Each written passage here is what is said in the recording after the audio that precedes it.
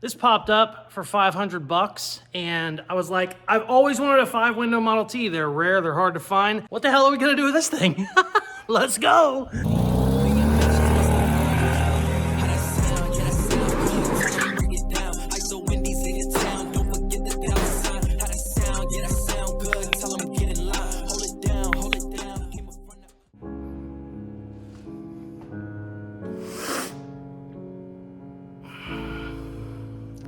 It happened again. So, picked that up for $250 on, I think, Monday. And this popped up for 500 bucks. And I was like, I've always wanted a 5-window Model T. They're rare, they're hard to find. Not only does it come with that, it comes with another cowl, 2 more doors. I got some extra doors over here. All for 500 bucks. So, what the hell are we gonna do with this thing? Let's go. So, I picked up a 1927 Model T 5-window coupe. These are basically the rarest of the Model Ts. I think they only made this body style 26, 27. I think the older ones is like a full 2-door sedan. I love them. They're tiny, but they're cool as hell. A lot of people actually like this exact body style, the 5-window coupe Model T, more than the Model A's, just because they're so crazy. They got a huge window, they're tall T's, but most people chop them, obviously. It's what you're supposed to do. This one is actually really solid. I was not expecting it. It was actually sitting on the ground, but we got a little bit there and a little bit there, but I mean, look at these floor braces. This is really solid, very nice. I mean, you're talking almost 100-year-old body. It obviously has some spots, but on a rat rod like this, you don't even try and fix these. I mean, this will never see paint. I mean, they're just, it's gonna be a rat rod. You could paint it, don't get me wrong, but it would just be so much work, unbelievable amounts of work. Now, to show you how rare these are and how hard they are to find, my doors are not great, but I got pieces of doors. And everybody I've talked to, you know, I posted this on Facebook, got 100 people, you know, talking about it. And I told them, I said, well, the doors were cut, but I have another door that's kind of cut up. And everybody's like, oh, that's perfect. That's great. Like I didn't have one person go, oh, that sucks, you know, that you don't have a door. They're like, oh, cool, you got pieces, you can make it work. The new doors, you can actually buy these new. They're $2,500 each door, which is just crazy. I mean, like I said, it would never see paint, so I cannot imagine spending $5,000 on doors. So I'm obviously gonna make these work. I have a good passenger with no top. Somebody took the tops off, probably for a chop, but he has another passenger with a perfect top. So obviously those two will make one good passenger. This is actually a really solid driver's door, but like I said, somebody cut these off for a chop and it's missing. Good news is, buddy of mine just went to an auction and they were selling Model T parts. He picked up a passenger door, but the top of it is perfect. Well, it's pretty good anyway.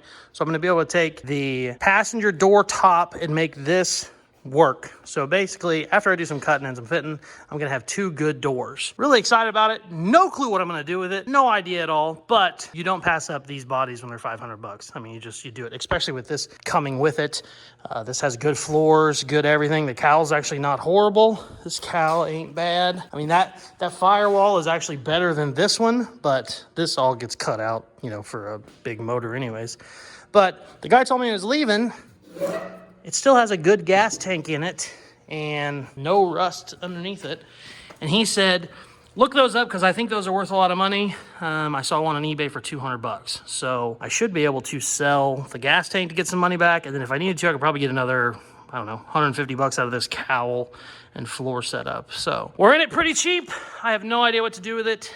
So naturally, I'm gonna post on YouTube and get some ideas from you guys. I just posted the Mustang video a couple days ago, and everybody was really on board with modern chassis swap.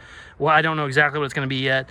Maybe a Mustang. A lot of people were down with the Caprice and making everything really wide, big wide meats coming out there. Had a lot of people that were cool with that. So Caprices are a lot easier to find than like a 2010 Mustang, so I might be leaning towards that. I'm not sure yet, but we'll definitely do this one on YouTube and all the fun stuff that comes with it. This one will not be like the 51 I'm currently building. If we do this one for YouTube, it's gonna be a quickie one. We're gonna cut some shit, throw some shit, and just get it to a rough rat rod driver. Ton of fun, but I'm not spending 6 months building this. The coupes are a dime a dozen around here. I can literally buy a restored 6-cylinder coupe for like $4,500 right now. And I mean restored, perfect paint, nice interior, $4,500. It's just they're not, 6-cylinder coupes are not great. You know, and I had some people saying, well, it's rust free, restore it. You'd have 10 grand in restoring it and you'd sell it for 7 when you were done restoring it. So it's just not worth it. We're definitely gonna cut it up and have some fun with it. But we're talking about this coupe. As always, I want your guys' input. Let me know what we should do. Should we build this before we build the Mustang?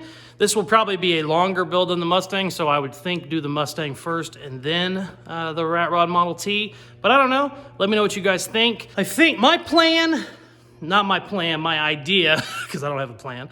My idea would be build a custom frame from scratch, V8, you know, 350, normal V8, normal transmission, get it on the road, get it running, and have some fun. I think I have a brand new radiator I can run in it. I have some 9-inch Ford stuff left over from this I can use. So I can kind of piece some stuff together, but I don't know.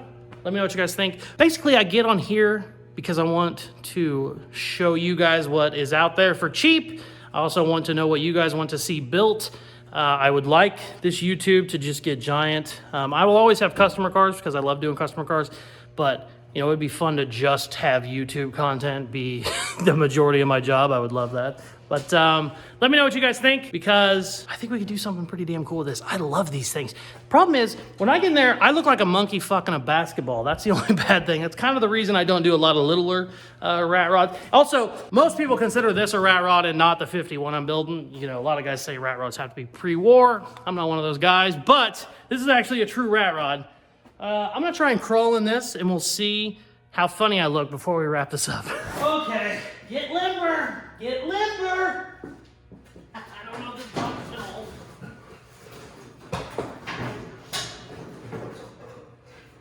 It's not as bad as I thought. Okay, all right, we can do it. I mean, maybe. Well, I take this back. Problem is there's no room under the firewall for a size 13 foot. But I don't know, maybe we do something. Maybe we make it a single seater. Just get right here in the middle. Now we're talking. Don't G-string! Get out! That's tetanus. Thank you guys very much for watching. Let me know, should we build the rat rod first and then the Mustang? Or do we do the Mustang and then the rat rod? Or do we sell the rat rod to somebody else because I'm a giant who can't fit in the damn thing anyway? Also, they look better chopped. Kind of heavy chopped. So heavy chopped, I'll probably have my head out the window, or above the window rather. So I don't know. Like, share, subscribe, all that good stuff they tell you to do at the end of videos. Check out some more of my other videos. Peace.